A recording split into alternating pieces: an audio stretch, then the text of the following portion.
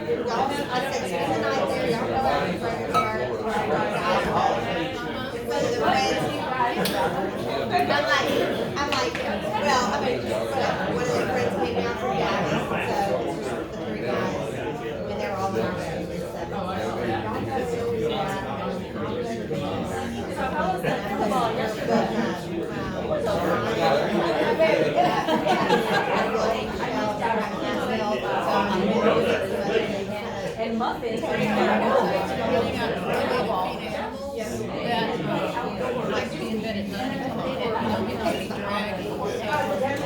I was never a good date.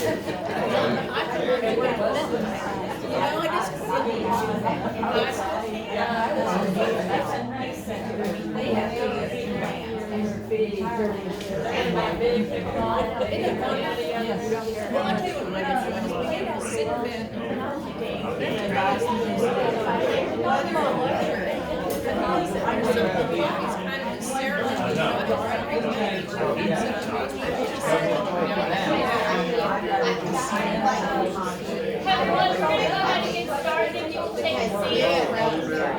It's like the piece that I have every You guys are gonna go ahead and take a seat.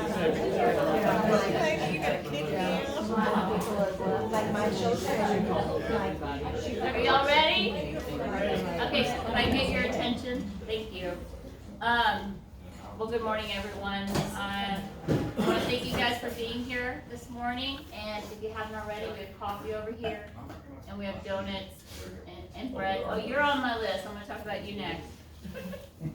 Just a few quick housekeeping items before we begin. If you could please silence your phones and place them on vibrate during the presentation, or go stand over here.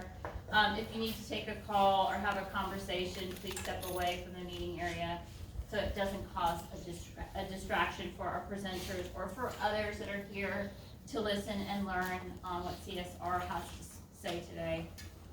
Also, please sign up for alerts on the website if you haven't already. I noticed we don't have everyone signed up for alerts, and that's how we keep people informed in our community or in our, members, what's going on with the agendas, notices, updates, like this town hall boiled water notices. And we do get a lot of email where people saying, I didn't know this. Well, I look and I see that they haven't signed up for alerts. So to make sure everybody knew about today's meeting, I actually have spent quite some time putting together an updated email. We did have it from the billing department, but there were a lot of mistakes in that. People hadn't updated their email addresses. So these are a very reliable way to stay informed, so if you could please do that, I really appreciate it. Additionally, please note that the board voted on a letter of intent from CSWR Resources to accept their offer. However, we don't have a say in this. It's the members that have a say. And I know a lot of people are confused. They're like, oh, okay, the board voted on it. No, we just voted to accept the letter of intent. There actually will be a member vote on December 13th for this, and the members will have a say. And that will be at a members meeting. You can vote in person, or you can vote at the members meeting. And we will have the election procedures that we just voted for in the last board meeting. We'll have them posted on the website, and we will have an independent election officer for this, or auditor. What is the requirement for it passing? It's a majority of those who vote. We do not have in our bylaws a provision, and so when you don't have a provision like that in your articles or in your bylaws, then it's what they say silent, and then you look at what the statute says, and the statute says it's a majority of those who vote, whether in person or sending their ballot in. Thank you. So, yeah, unlike the POA.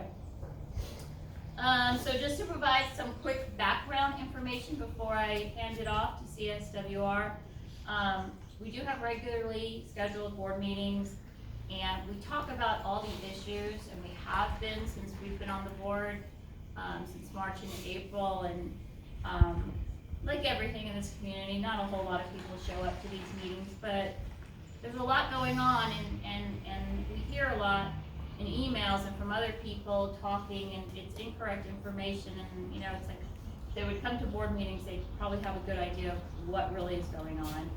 And our focus, the board's focus, has always been about transparency and getting the corporation on solid ground since we've been on the board. And this means keeping you guys informed about where we are financially, what's going on with our operations, how they're performing, and what issues, violations we have pending right now. And when we took office, unfortunately, there was a whole bunch of requirements by the PUC for filings, and none of them had been completed for about a year. And that along with others, is why the PUC, I think, put us into the temporary manager oversight. And of course, that's gone after 6 months. They thought that we could, do a better job than they could, and we are. And so we have completed to date, we have every filing we're required to file has been filed.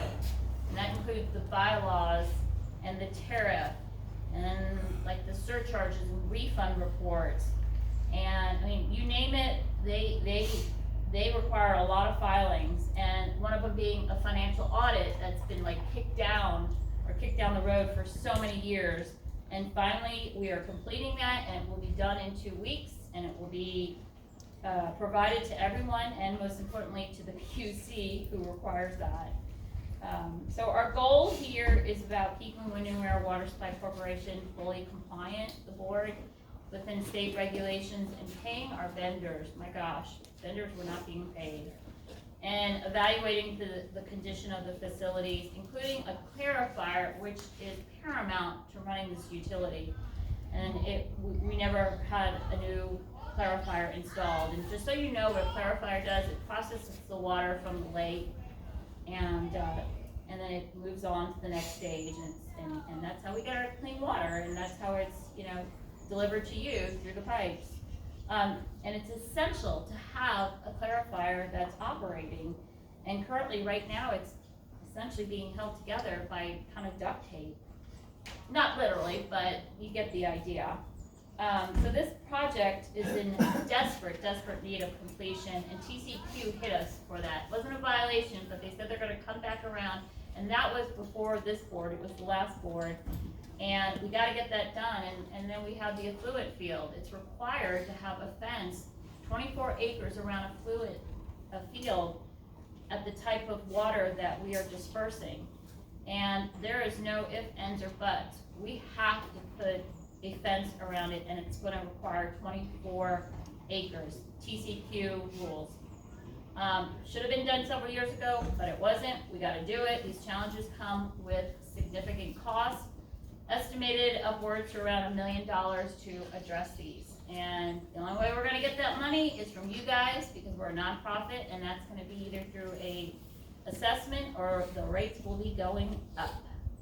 That being said, this is not a meeting to discuss all this stuff. This is really a meeting for CSWR, and they're gonna cover all of this stuff. They're not gonna cover it.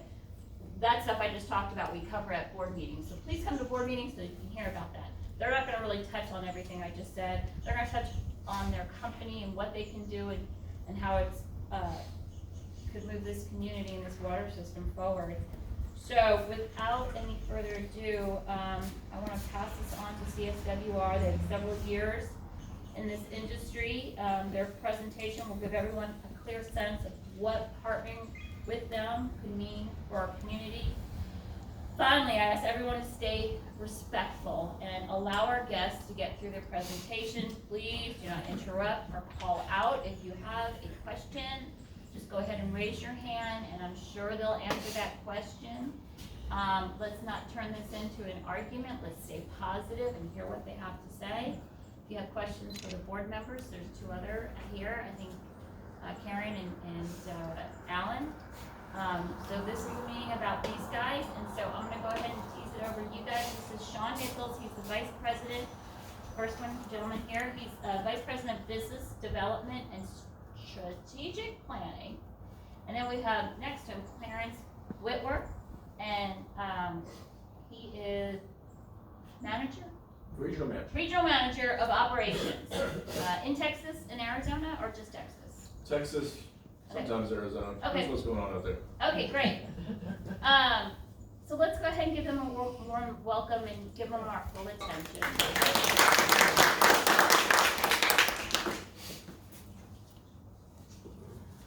Well, I thought I had a water, so let me I'll get you one right grab here. the water. So, thank you, Patty. As Patty said, I'm Sean Nichols. Just to tell you a little bit about myself, I grew up in Tulsa, Oklahoma, attended Oklahoma State, and then went on to Waco and did graduate work at Baylor University. My first job out of school was in Dallas for a gentleman by the name of Bum Bright. And some of y'all might know who he is. He used to own the Cowboys, which was my boyhood idol team. Roger Staubach, I'd live and die by how the Cowboys did each Sunday. I have a harder time rooting for the current ownership group in Dallas, but I've got a great memories as kids watching the Cowboys play. Prior to getting in the water space, I was in oil and gas for a number of years, and then I was more recently in the electric utility business in Texas. So I've spent a lot of time in Texas over the years. Never been able to actually get here permanently, but maybe one day, right? But I love Texas. I love doing business here. It's a great state to do business in. I've done business with LCRA, San Antonio, and Austin, and just a number of different entities. And when our founder asked me to come work for him about 7 or 8 years ago, I made the condition that I wanted to have the responsibility and the opportunity to be in the Texas market. We had no presence in Texas at that time. And so I brought some maps, and you can kind of see, been somewhat busy the last 7 or 8 years. We have about 180 different locations throughout the state. And then we did a little zoom in, sort of more relevant.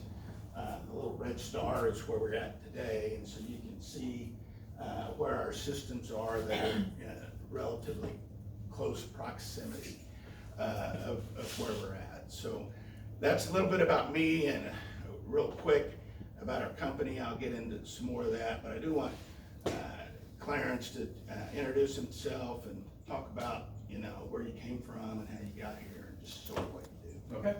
So my name is Clarence Whitwer. It's actually Clarence Ludwig Whitwer. It's very German. People get scared sometimes. It's fine. We don't take over everybody. But yeah, we like to feed people though. I love that. But I've been in Texas my entire life. Born in Galveston. Live not too far from the Houston area.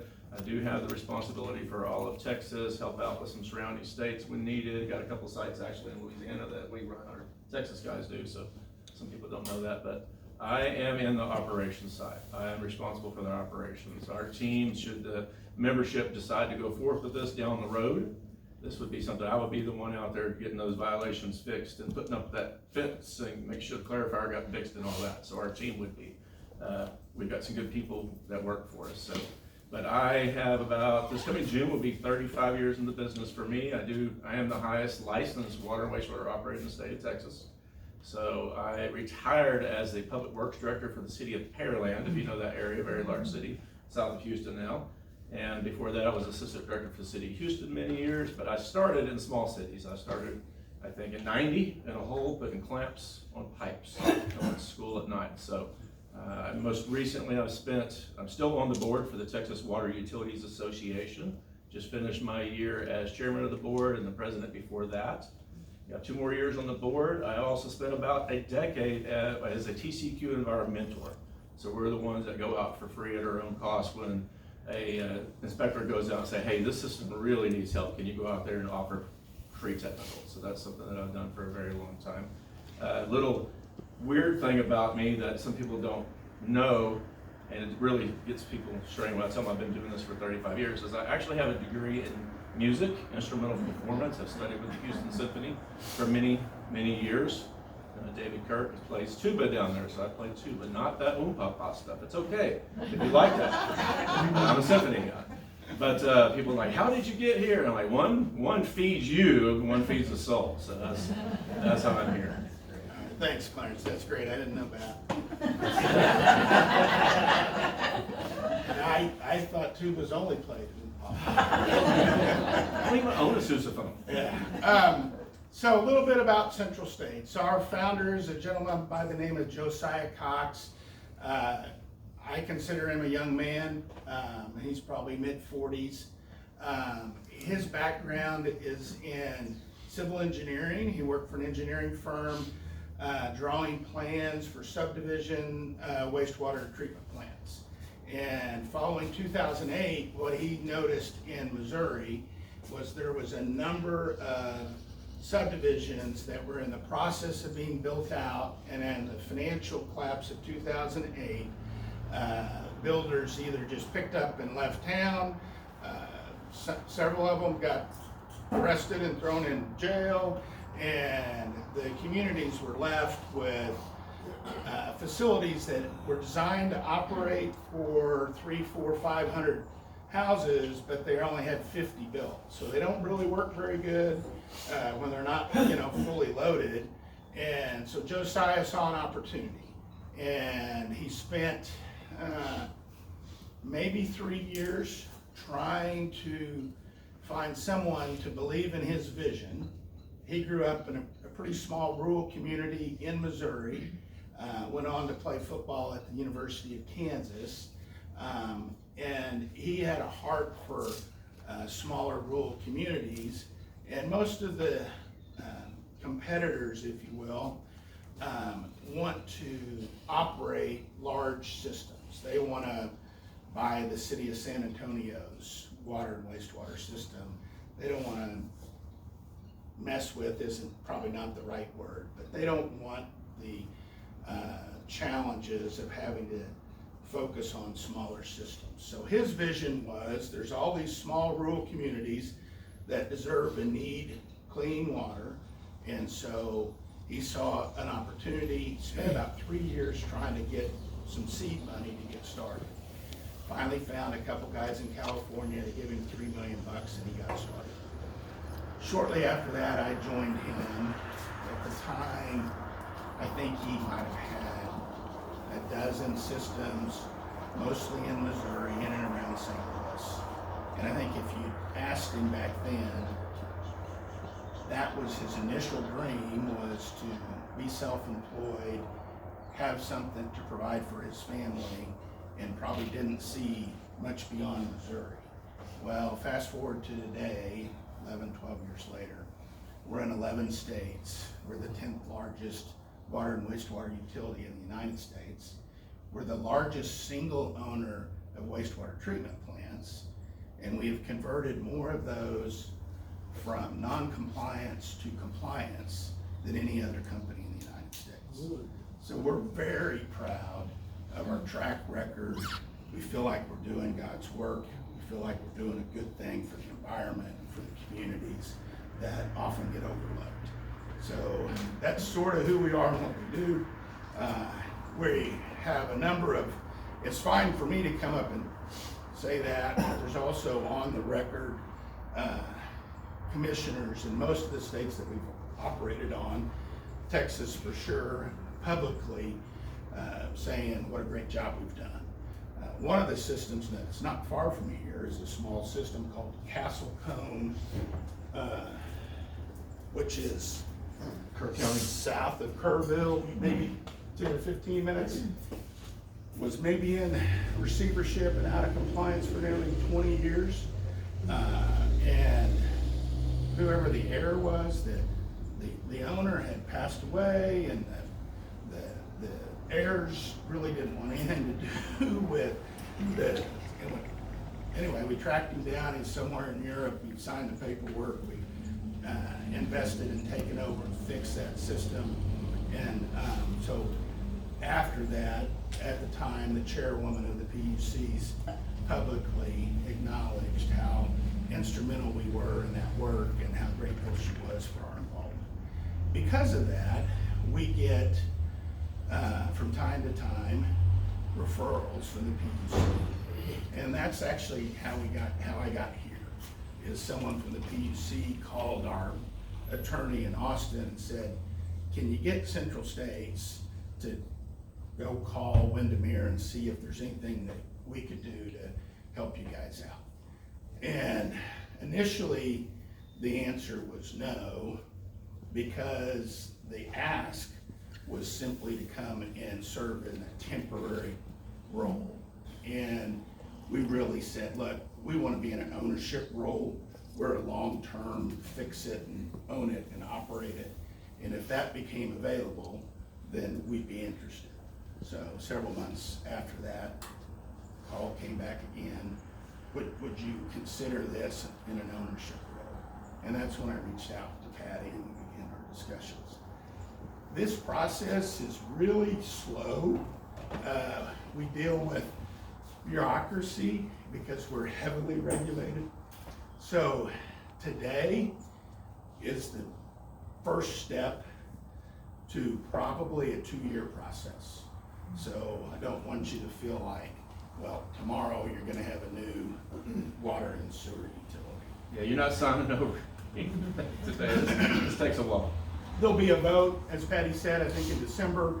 After that, we'll have a filing that we make, and there's a number of third parties that we have to rely on, and it takes them time to do their job, but it also takes time just to get to the project, because we'll have engineers and lawyers and different people, and they'll have a stack of work, and they'll say, well, yeah, but it'll be 8 weeks before I can get started, and then it'll take me 8 weeks to do the work, and then they all kind of stack up. So I'd like to tell you we could do it in 6 months, but after doing 70 plus in Texas over the last 7 years, it's gonna be 18 months, give or take.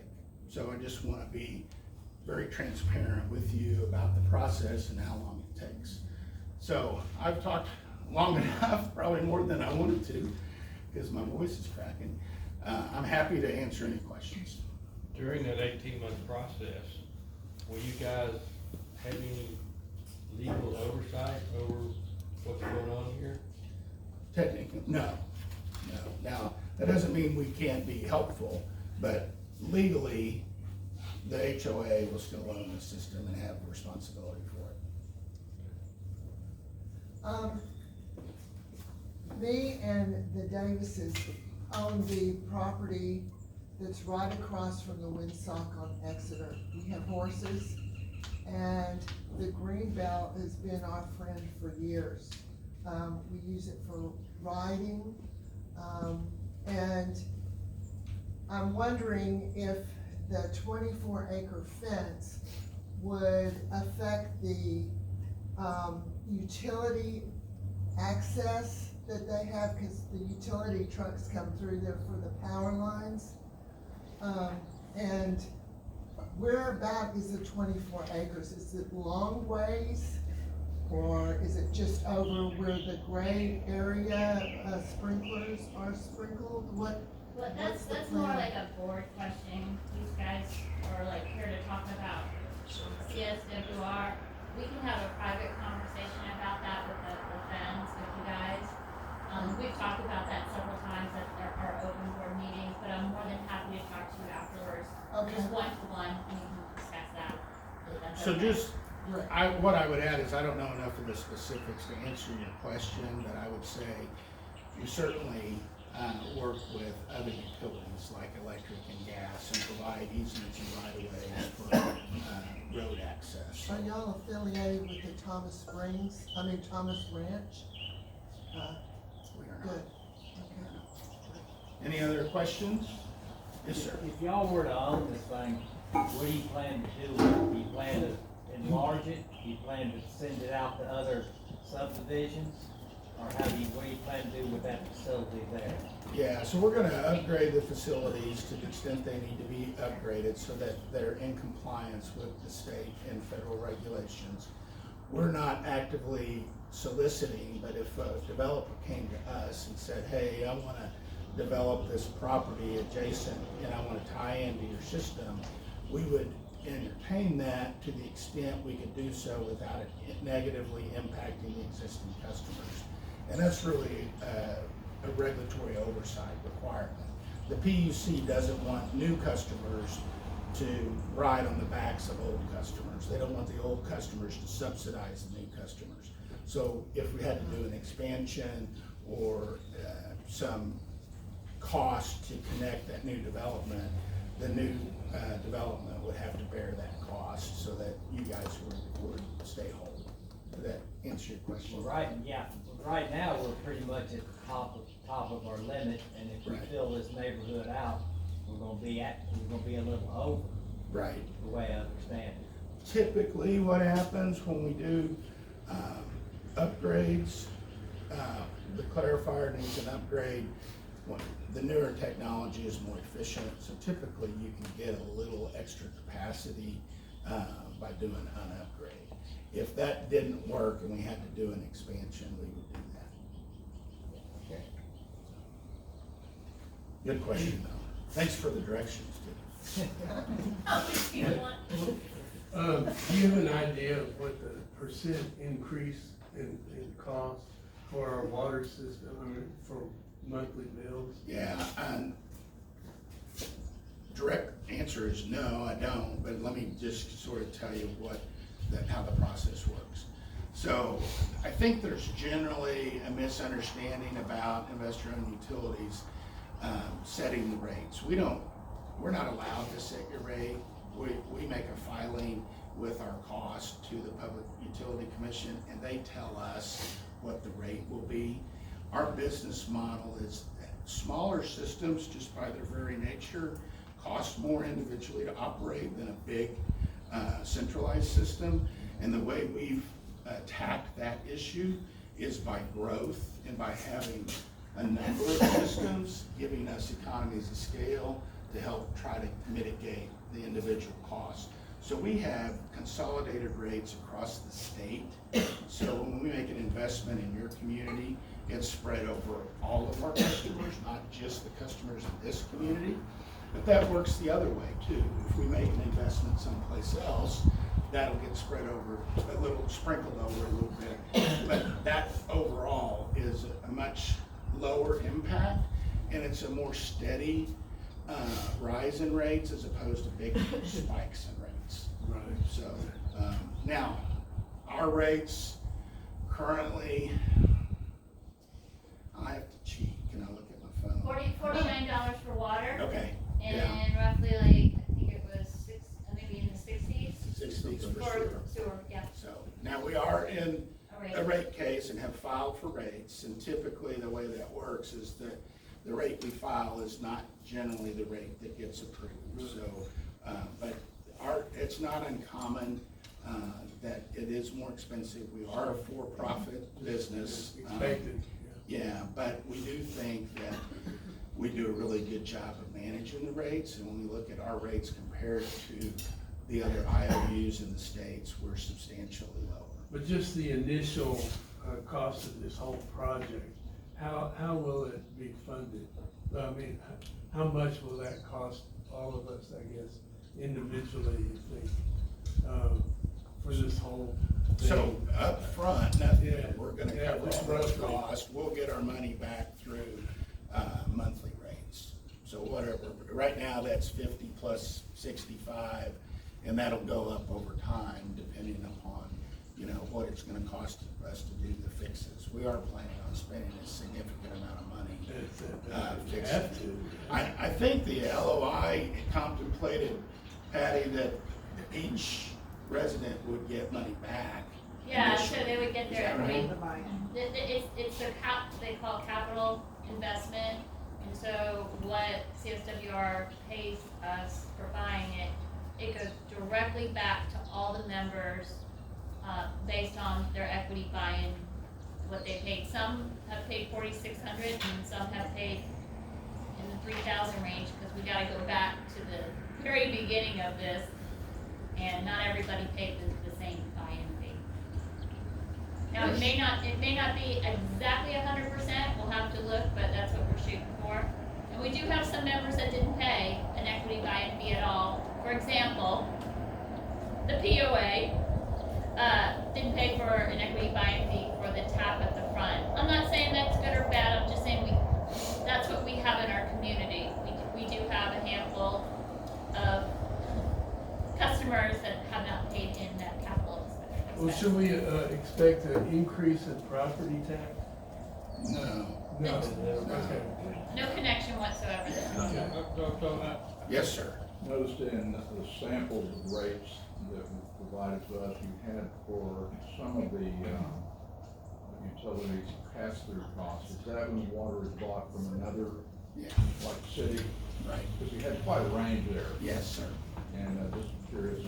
But Yes. that won't apply here, because we're not going to be buying water from City of Austin or anybody like that. Some communities also have groundwater conservation districts that charge fees, and we just pass those directly through, dollar for dollar. We don't mark them up. But that would be another example of a pass-through cost. Do we have any kind of, what about LCRA? Do we have some kind of pass-through? It's just a monthly fee for the raw water, that they would assume that, if there's a fee to take that water out of the lake. Nominal, it's not a, Yes, sir. Looking down the road with the age and usage on our meters, old, Directly, Neptune, and Master, you're gonna replace them. That's probably true. Because we're only catching 50 to 80%. Yeah, that's I'm probably just curious, what meters do y'all use? We actually use the newest Badger meter, the AMI, it's Nexus 7, the Itron. So we're trying to slowly, everywhere, period, not just Texas, to go to a new meter that actually captures correctly, and we can read remotely, because later we can minimize those costs in the future if we don't have to have a meter reader. So. And you might imagine that we've grown through growth, right? And so all these systems used a different manufacturer and a different meter. So they're Every all- one of them. Right now, it's just everything that was ever made, we've got one of them, Are you right? talking an AMR or AMI system? AMI. Yeah, initially we'll hook them up as AMR because they have that capability where we'll do the drive-by as soon as we get them. We use a system called High Tide across the entire country. It's a form of SCADA, if you know it. It's just a computer system that allows us to remotely monitor. Through High Tide, we can actually hook up our AMI since our network already exists. Yes, sir. Did you have a question in the back? No? Okay. Anybody else? Yes, sir. First of all, thank you for your presentation. That was really well done, and you obviously have a lot of experience. I appreciate you coming. Regarding the letter of intent, that obviously allows both parties to get to know each other better, to continue a negotiation that may end in a sale if you all are willing to take that on. The process that happens is multifold, and there are points at which you're going to require internal corporate documentation from us. Can you talk about that type of documentation and the timing you would expect to receive it? I'll do my best. So I don't think there's a purchase agreement that will get, we'll send you a draft. We have a standard purchase agreement. Probably 80% of the parties just sign it without any changes.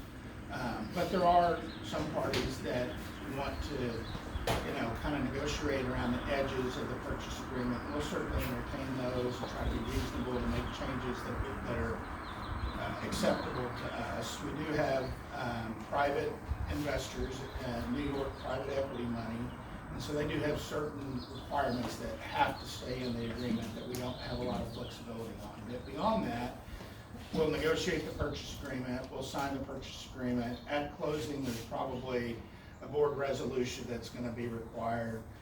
The vote is gonna be a requirement.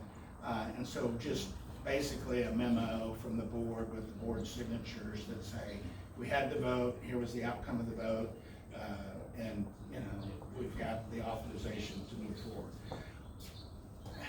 Often, not always, we'll sign the purchase agreement with a condition that it has to receive the membership vote.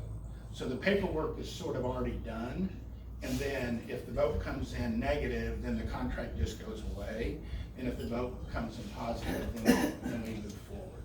So because we have a fair amount of time between now and the vote, it's really, I hadn't even talked to Patty about this yet because we were coming here to see what y'all wanted to do. But if she has the time and is able to and wants to, we can have the contract negotiated and then have that provision in it. It can already be signed, but just have a provision that it's conditioned on the outcome of the vote. Follow up then, if I may. So since your equity partner is here, maybe the question where I was trying to get to is a better place to have. Is he here? No. You say he's here? Okay, I'm No, sorry. I'm sorry. So what I'm interested in is internal documents, such as financial statements. I would assume you would want to know about the financial footing of our corporation. And therefore, you don't really care about. No, we do. I think we have that. I don't know if we have the most recent annual report that you filed with, you're currently required to file a financial statement with the PUC, and that's usually the document that we rely on. Yeah, we got, so I think we shared with you the required Class D reports that we're now required to file because of non-compliance. Right. And they've taken jurisdiction over us as an IOU for the next 4 years. And we shared with you the 2024 and 2023 Class D financial Right. reports. And then there's a fair amount available online, and so there's been some recent filings that have been involved with this community, and so it provides a pretty clear picture.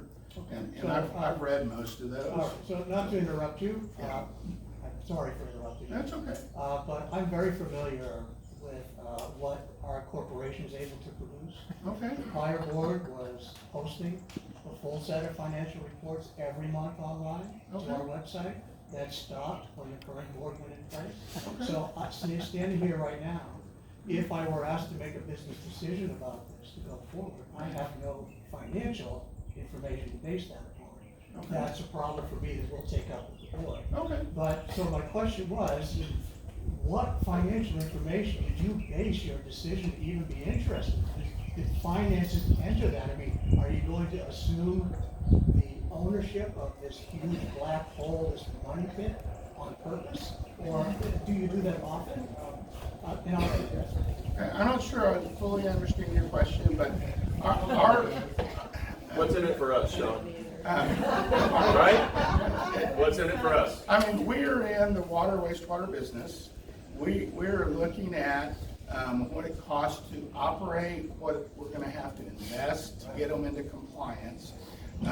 And any historical liabilities you're gonna keep, right? So we're not taking any financial historical liabilities. Okay. We're buying a system and fixing it and looking forward.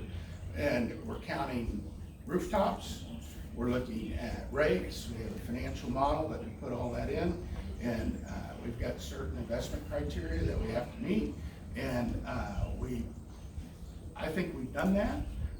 We're going to, before we're done, have a licensed Texas engineer come on site and do a full assessment of all the assets that we're gonna acquire. He's gonna write a report. That report's gonna become part of our filing with the PUC. We're gonna say, here's the 6, 8, 10, 20 things that are broken. Here's our plan to fix them. Here's how long it's gonna take to fix. Here's how much money we're gonna spend to fix. So that's all gonna happen over the course of the next 2 years.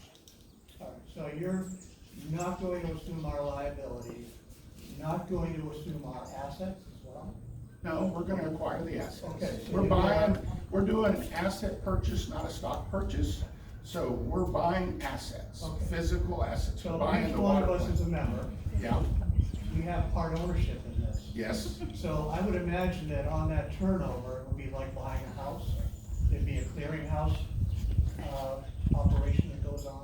Yeah, Where all of the With all due debtors are respect, paying rent. with all due respect, this is what we talked about earlier, the equity buy-in fee. That is your capital investment, and that is your payout. We are not allowed as a nonprofit water supply corporation to pay out any kind of stock or dividend. And so the way you style this is, it's your investment capital, which is returned back to you, because that's what you invested into this utility to keep it up and running, upgrades, whatever. And so that is what you get back. Okay, not quite what I asked, but thank you. All right, I don't think we're asserting. I don't think I've had a question from you. Why don't you, Hi, good morning, thank you for coming. you bet. I'm Chair of BOI, formerly Adam. We appreciate your being here.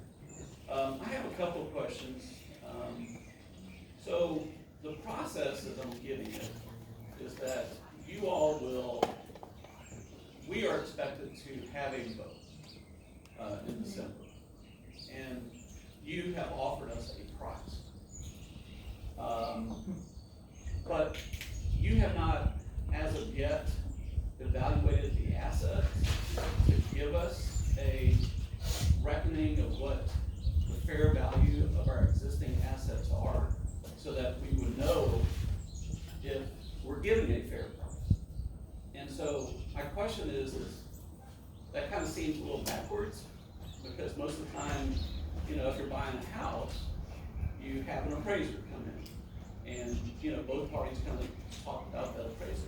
So from a member standpoint, we're providing you with kind of the benefit of the doubt in terms of you giving us a fair appraisal for the vote, but we don't, and you just said that you're gonna have somebody come in and do that.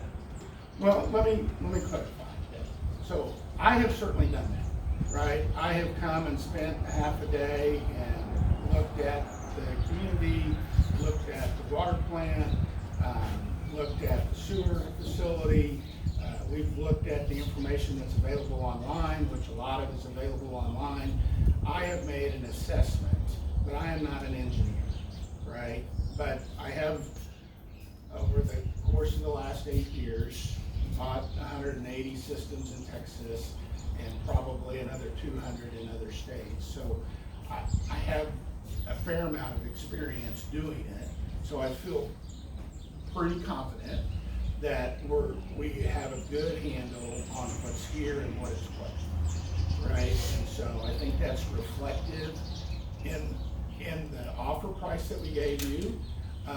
We understand there's a significant amount of money that needs to be spent. I think Patty mentioned in her presentation briefly this morning that there's probably $1 million or more in upgrades that the community would have to make. And so what we've seen in other places is because we do this all the time and it's the only thing we do, we can often make those improvements at a lower cost than perhaps you all might be able to make them. But we've factored in the likelihood that we're going to be spending not just over $1 million to buy it, but well over $1 million to invest in it. And so that's all been included in what we provided you. And so will that, what you're saying is that you're going to invest in the future in our assets. Is that part of the proposed, will that be part of the proposed contract to the members for the vote? No, because you've got to do a deep dive on that and you have to go get out for bid, right? And so once we buy it, the risk on getting the work done at a certain price, we bear that, you don't have to bear that anymore. But there's no question that significant work has to be done just to get into compliance, and we are required by the regulators to get it into compliance. And the board hasn't provided you with its own version of evaluation? No, they have. Yeah. Also to add to that, Sean, you may have already said this, is going through an EC process. There's a lot of I's that have to be dotted and T's that have to be crossed when it comes to all of this. And correct me if I'm wrong, do they have to assign an appraiser to come out or evaluate it, or no? How does that look? What does that look like? So it is likely that we'll go through an appraisal process, but not in order to determine valuation, right? So years ago, 5, 6, 7 years ago, and if I'm getting into the weeds and giving you more information than you want, I apologize, but it used to be that when an IOU bought a system, we could only put the depreciated net book value in rates. And what that led to was old systems that had been fully depreciated wouldn't sell because they couldn't recoup any money, right? You'd have an individual that had built out a subdivision and run the water and sewer business for 40 years, and he's getting a salary and he's getting his insurance and he's got his family members that are on the payroll and he's getting his vehicles all covered. And so, but his business is fully depreciated, right? And the state legislators looked at Texas and said, we need consolidation. Texas has 10,000 plus water and sewer systems. Many of them, 80% of them, less than 1,000 connections. And the requirements continue to get ratcheted up, right? The Clean Water Act set out a path for, and technology has improved that we can now see things in our drinking water that we couldn't see before, and we're like, oh, we need to get that out of the drinking water, right? And so the requirements continue to go up every year, and that's the federal government mandating that, the states are implementing it, and it's forcing the smaller operator out of business. And the state legislature saw that happen and said, we need to encourage consolidation, and the way we're gonna do that is go get an appraisal, and the lower of the appraised price or the purchase price, whichever is lower, is gonna be what we allow you to get put in your rates. We're not gonna allow you to earn more than you pay, but if it will let you up to the appraisal now. So the appraisal helps us recoup our initial investment to you, and then as we make those expenditures, they have to be used and useful, and then we'll make a filing with the PUC after we've made the improvements and they're in use and useful. In other words, we can't do something stupid that doesn't work. It has to be the right thing to do. They'll review that and say, okay, you were prudent on what you spent, and it's used and useful, and that capital expenditure allows us to recoup our investment. So the purchase price and the capital are things that we'll invest, and because of how the regulations work, we're allowed to recoup our investments. So your current financial black hole stays with you. I do understand. Thanks so much. Yeah. So, one other question. Yeah. There's a pending lawsuit, regarding breach of contract for lack of water provision to a property across the way. And the, plaintiff is asking for between $200,000 and $1 million. If that were decided against, and I'm sure that process will be lengthy, if the plaintiff is successful at court, how would those awards and damages, who would be responsible? I have no idea. Yeah, they have no information on this, and You don't have information on this? No, I wouldn't categorize it that way. I would just say I'm not an attorney and I have no idea what the outcome would be. that's being held by that information. That information is shared at board meetings, so I encourage everybody to come to the board meetings when we talk about that, because we have talked about that. Yep. And people probably don't know, down the Exeter, just off past the second dirt road, there's some sort of equipment that it kind of smells a little bit, and it's fenced by about 5 acres. It's a 5 acre area. Is that part of the water system that's in the greenbelt right down here? I believe you're talking about the wastewater treatment plant, but I'm not sure. Yeah, it's not that big. No, And trucks can drive in there. Right. But I wonder, that's about 5 acres of fenced area. We Right. ride our horses Right. right around there. But, you mentioned 24 acre and then fencing. Is this equipment gonna be really big? Like, I live also in Lakeway, and they have this great big crater, kind of treatment water thing.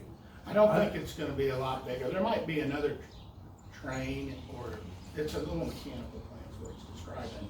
And then the 24 acres is the spray field, right? So Okay. you're discharging, instead of into a creek or a body of water, I believe you're discharging into the field, and the 5 acres isn't big enough.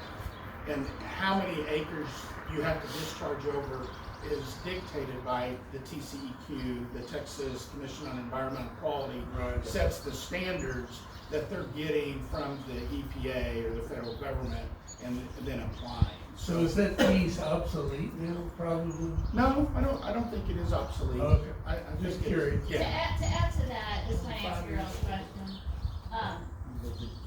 It's possible, I don't know that, but if this were to go through, it's possible that maybe CSWR would wanna upgrade that affluent, what we have currently. Yeah. And then the 24 acre fence wouldn't be mandatory by TCQ, cause we are all the way down here Yeah. on how we treat that, and because we're down here, we're required to do the 24 acres. Yeah. If we should upgrade, I'm sure you can speak to that, Clarence, if we should upgrade it, it might remove that 24. That's absolutely right. The fence is absolutely, it's required by the state. When you have a spray field, they say you must keep away from so many feet from people. So if y'all are out there riding horses around it, that's why the fence. Right. I don't like spray fields. Way down the road, capital projects, when we start planning, I personally would say bye-bye spray field, depending on cost, things like that, how reasonable it is. Don't like spray fields for that reason. That's so much green space that's lost. Yep. And we really have our hands tied when we're dealing with that. Is that a chain link fence that y'all usually put around, or what kind of fence? Chain link? Is it? If you did that? So I prefer wood. So again, the state TCEQ dictates the fence.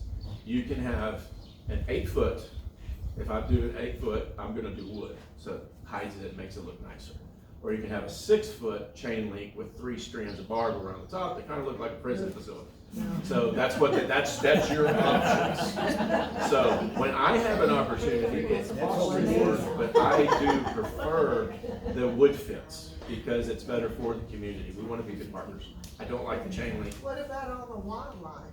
Yeah, there's a lot of There's a deer. lot of deer and there's a lot of wildlife over there. So it's gonna come down again to if we're what we call sanitary control easement, what we've got to keep away from the people. So the spray field, we don't have a lot of control there. It says, again, acreage, people, you must stay away from that. If it's someplace we have to add a fence, all I'm doing is trying to maintain the set, usually it's about 150 foot distance around it. So the fence wouldn't necessarily be at the edge of the property. And these are not our, choices, Choice. right? We're simply implementing what the state has told us they're mandating. So these are things that if you choose to keep the systems, you will be required to do and to pay for yourself. Yeah. We're simply saying if we buy the system, we think that we bring value because we've done it so many times, so many other places, that we can do it cheaper and in a way that's better for the communities. So, yes, ma'am. What replaces the spray field?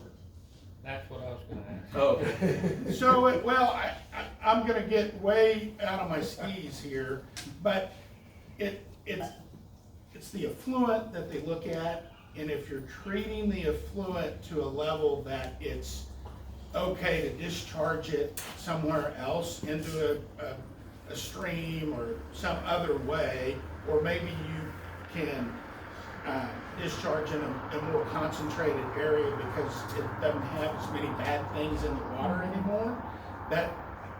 I mean, you can probably answer more specifically. it would be via upgrades at the wastewater treatment plant itself. Like when we replace the clarifier, there's technologies now that alone would help. We might not need the spray filter. We might be able to do a different type of discharge. If I can make a spray field go bye-bye, that's my choice, always. I'm not promising that, I'm just saying, I'm gonna be looking at it. But there's, no matter what kind of upgrade you do to the sewer plant, there's still gonna be the fluid discharge. Yes, But Yeah, we so you're can. saying it could be possibly dumped right back into the lake? that possibly. Okay. It's a long way from the lake. So that's actually gonna determine a lot of it is So the the current clarifier requirements. that they're talking about, it's actually at the water plant treating the lake water.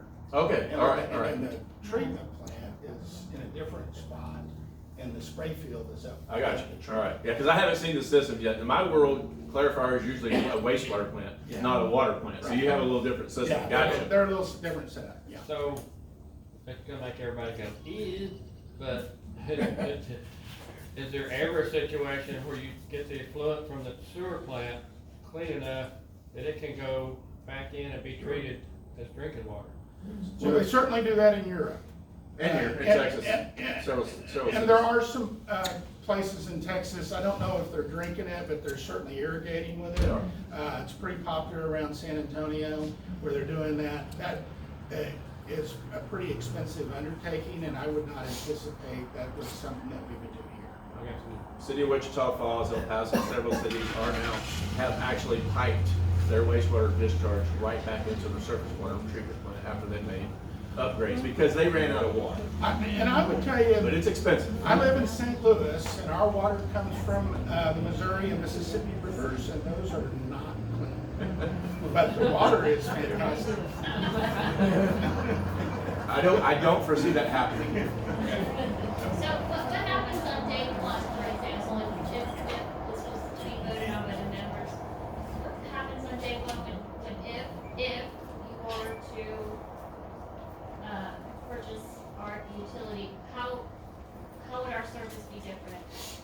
Well, there's a lot between now and day one, right? So there'll be the engineers will out, they'll do their assessments, we'll have time to prep all that. And so what's the first thing we're gonna do on day one, 2 years from now? I don't know.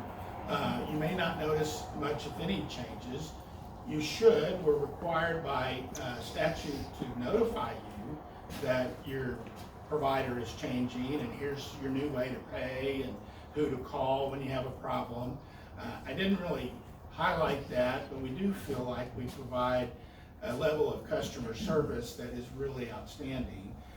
We have partnerships with Family Dollar, Dollar General, Walmart, different places that you can go into and make payment directly.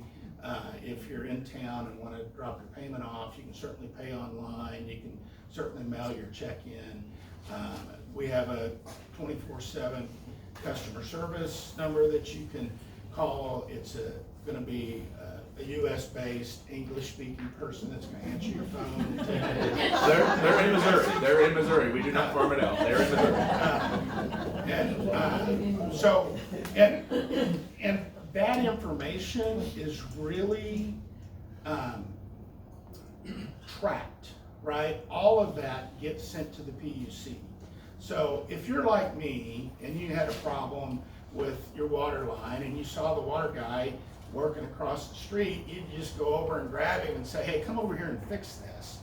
But actually, that's the worst thing you can do, because if you'll call the 800 service number, it opens a ticket that gets tracked all the way to the PUC. So if we don't respond within the time period that we're required to respond, or we don't do what we're gonna say we're gonna do, there's a record, but there's only a record because you called the 800 number, right? And if you just go over and grab the guy, then you might remember it differently than he or she remembered it, and so there's a discrepancy. So really, it gives you protection because we are so heavily regulated.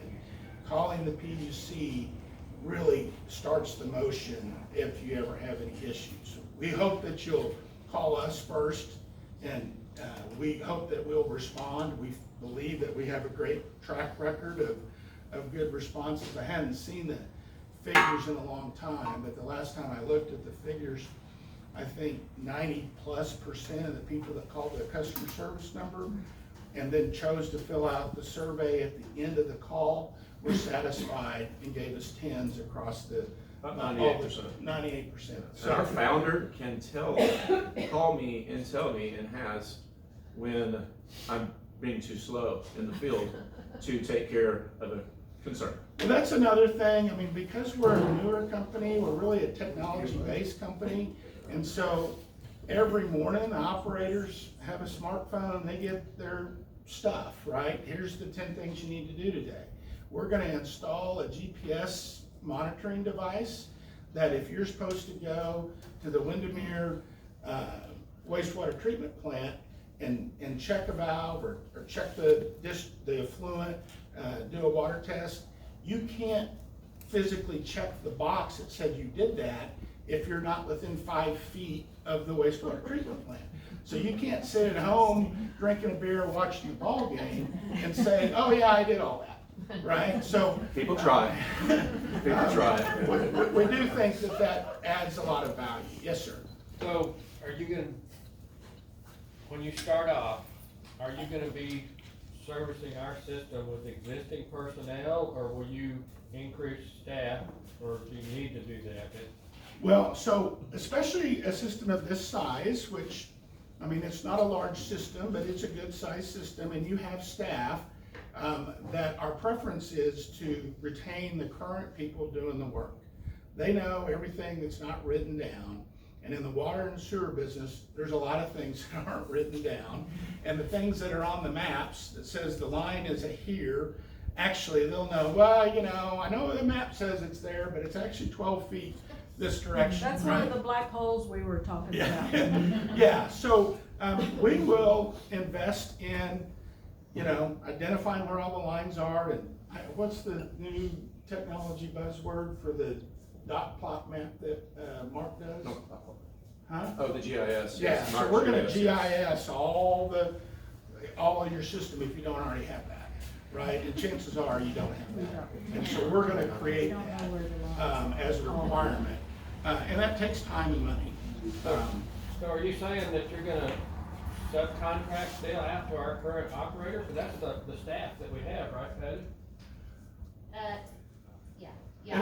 It may be, sometimes it's a subcontract, sometimes we hire Yeah, them. It really, we haven't had those conversations yet, so I don't wanna get ahead of that process. Sometimes they want to keep working and sometimes they don't. Sometimes they're like, yeah, I've done this for 4 years and I'm done. And if they don't wanna stay on, then we do have systems in the area that will find people that can do that, or we'll send some people here to do that until we find somebody in the area that does that, or we can get them licensed and trained to do that. Or, you know, Clarence will move up here and take care of it. It's funny, because I took care of Berman the last 2 Thanksgiving and Christmas, so my guys could be off. Yeah, yes, sir. Thank you, your answer is very enlightening, thank you. Oh, good. So, and this may be more of a question for the board. What I'm unclear on is, so at the beginning of the meeting, Patty talked about assessments for the membership, for the clarifier and the chain link fence, all that good stuff. So what I'm unclear on, if we vote in December to accept you all, but there's a 2-year process for you all to come in, but we need a clarifier. You're saying that you're gonna invest in us, but then Patty was talking about assessments for us for those items. It's a great question. So let me tell you how I have handled it in other places. And there's no, we always do it this way, right? But often the TCEQ or the regulators that are putting pressure on you, because we've got such good relationships with them, if you say, hey, we've entered into a contract with CSWR and they're committing to fix all this, they'll sort of back off, right? If it's a situation where it's a public health hazard and that isn't appropriate to do, then we would review the work, you would do it, and then we would pay you for it as an adder to the contract at close. And that's So, in the contract right now. I don't know, because I sent you my standard agreement, that's not a standard provision, but we certainly can include that. So, And, you know, just so you know, yeah. the clarifier is more of an issue of the fact that it can't keep up in low water conditions, which our lake right now is high water. We were Right. saved by the recent rainfall. Right. But there are projections by the Central Texas Water Coalition Right. that water is going to subside much more faster because we have so many straws in the lake. Right. And so the issue is that as that water goes down, the turbidity is increased. Right. And the existing clarifier will not be able to keep up with system demand. So the issue then, of course, is trucking in water, which this community has looked at in the past and has planned for. So I'm trying to just provide you with Sure. additional information. Yeah, so, yeah, we actually have facilities that we could probably assist if you do need to truck water in. We've got some facilities that we could probably help with that. Our clear preference, and I think it's best for you, is to wait and let us do the improvements, because we think we're gonna add an expertise and economies of scale that are gonna allow us to do it cheaper. But if that's not practical or safe, and the improvements need to happen at a faster timeline, then we will certainly review and want to say, yes, we don't want you doing something that we think is unnecessary, but you would have to get an engineer to draw up the plans, and you'd have to find the contractors, and we can give you those names, but because you're the legal owner of the system, you'll have to make those investments. And then, you know, like I said, you know, when we got to close, it would be whatever the purchase price is plus these investments that we've pre-approved that you've made. right? And we need receipts, and there's a whole process, but it's not uncommon, it's just not, it's not uncommon, but it's not frequent, so it's not in our agreement, I don't think today, because I don't even know if Patty's even looked at it, but she just got the boilerplate that we start with, and then each community has specific things that are really only for them, and we'll sit down and talk through those and add provisions as we need to. And are there third-party, water company representatives that our board could hire to further negotiate these matters with you? Because our board wouldn't contain, nor would legal representation necessarily have the necessary experience to negotiate that with you. Are there third-party water assessors that would create a evaluation for us and also?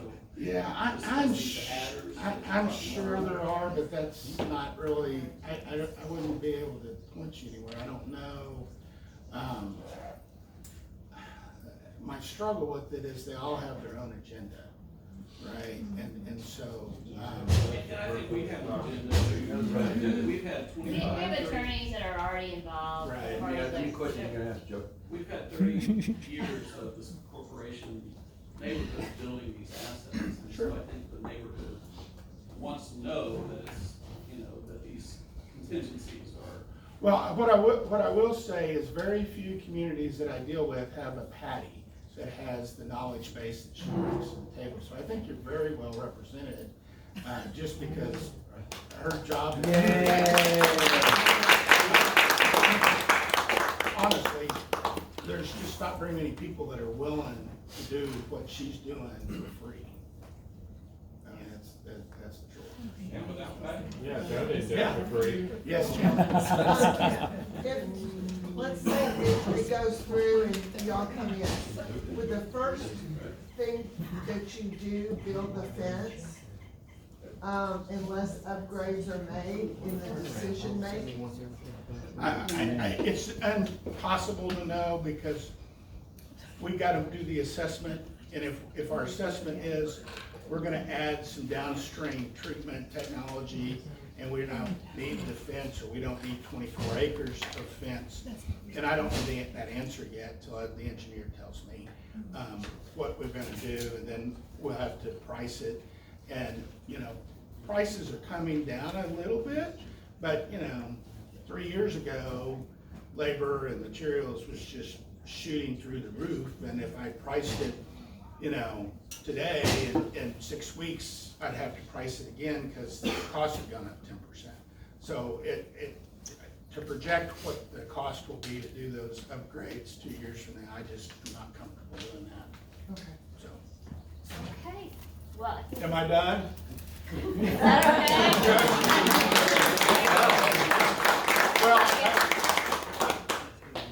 I've done a lot of these. This is a very well-attended meeting. I know you guys probably think, well, there's, we're a fraction of the people that live here, and everybody should be interested, and I agree with that, but everybody's not.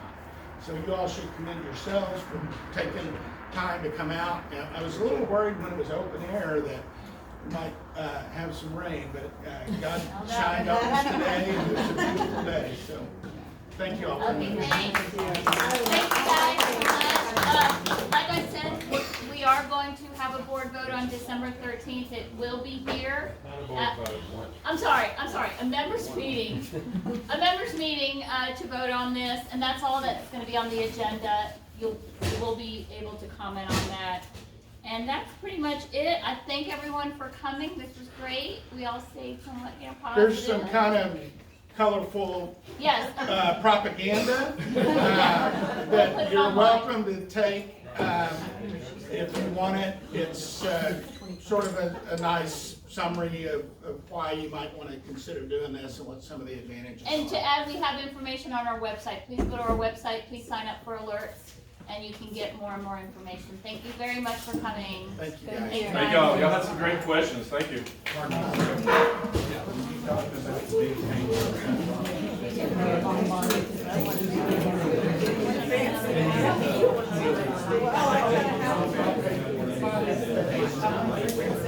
Oh, yeah,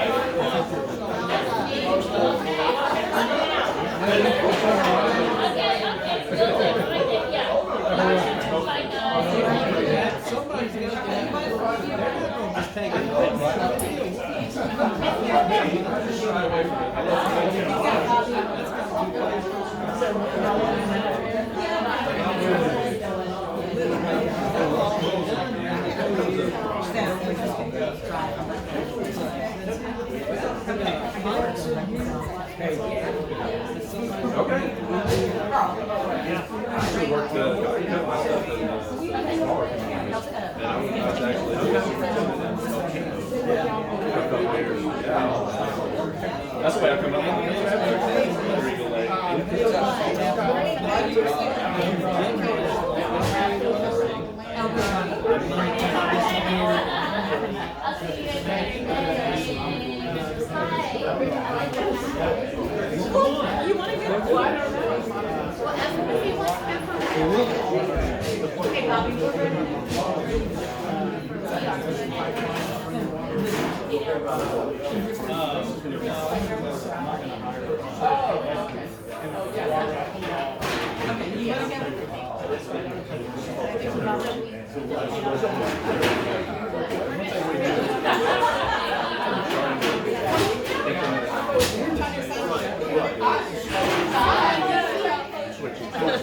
Oh, yeah, yeah.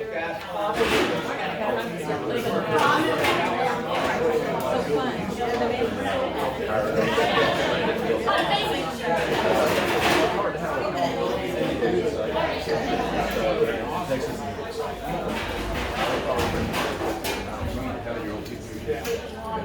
Yes, sir. You can grill wells, right? Well, and we get fine like great. So Edwards loves taking money from us. So we do as much tech as we can to minimum loss. In fact, I just had one of the first things I was doing that systems, and that I dropped the district like 6% away. I was like 30% instead of standard 15%. And then we immediately found some mistakes nobody even knew was there. And that's the first thing I'll usually do. We'll find them. The guy that I've got is good. Bird. Oh, yeah, that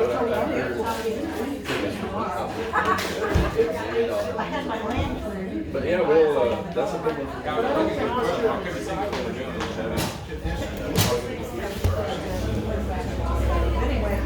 Woohoo! Yeah. So, a lot of facilities. All right, y'all take care. Nice to see you. Nice to see you. Was it too early? Yeah, let's talk about that stuff. The what? Okay. I was just up there all last week. The TSA started out crazy. I had a flight, canceled it, drove back there. Now, 2 hours, you know, Houston, 2 hours to the airport, 2 hours late to the airport, 2 hours on the flight, 2 hours back. I live south of Houston. I live actually closer, you know, the area to, I use Alphabet for me. Price of being famous, you're gonna buy 30 sometimes. Oh, that's funny. So at my church, there's another gentleman named Clarence, you might know him, but he's got Clarence and, Clarence and, what's his name? He's not a captain, he's a flight attendant, he's been there forever. Tall white guy, looks exactly like Uncle Sam, how many beards? Yeah, he's Houston based. I'm sure. Clarence and Frank. Look at him usually, Southwest Airlines. There, like, now, if you fly with him a lot, it's always the exact same thing. But you will be rolled. Clarence and Frank, I'll see us over there. Take care, man. Appreciate it. Oh, no, I wanted to. I just said I could go on PT and took a picture of it. And I well, I already put it.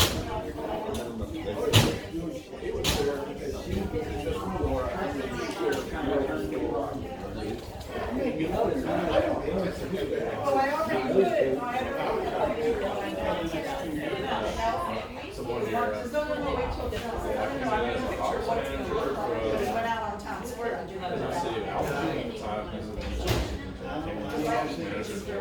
Specifically, wastewater, and needed some fresh blood. Somebody's on the side. I'm going to my 40th reunion. In fact, Where are they going? I'm going in exactly just like this. And then while together. Houston's huge.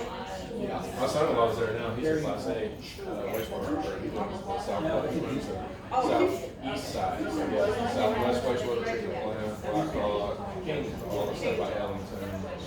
40 years, about 5 or 6 of those.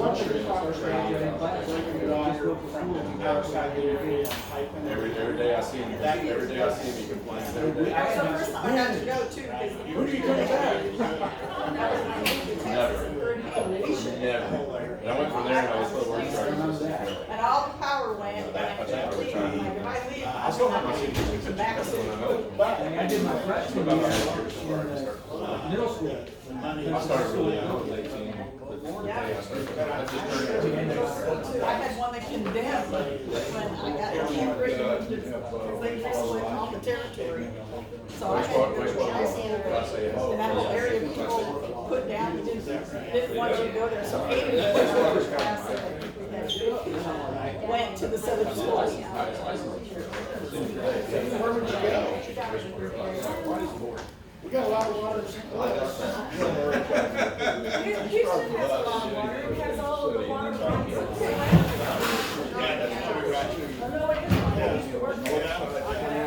Oh, yeah, he likes that. Very nice to look over.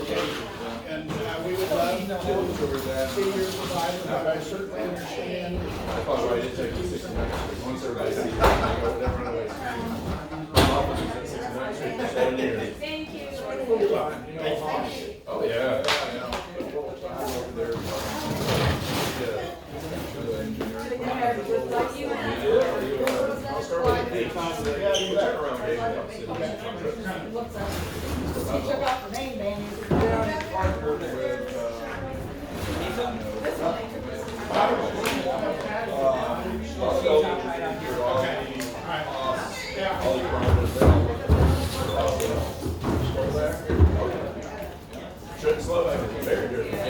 We done?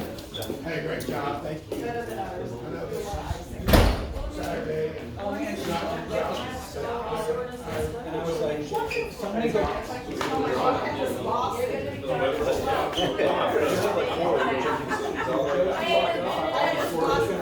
all right. I looked at the map, I'm like, oh, there's no way I'm driving by there without, Channel Oaks. Oh, Channel Oaks is right here.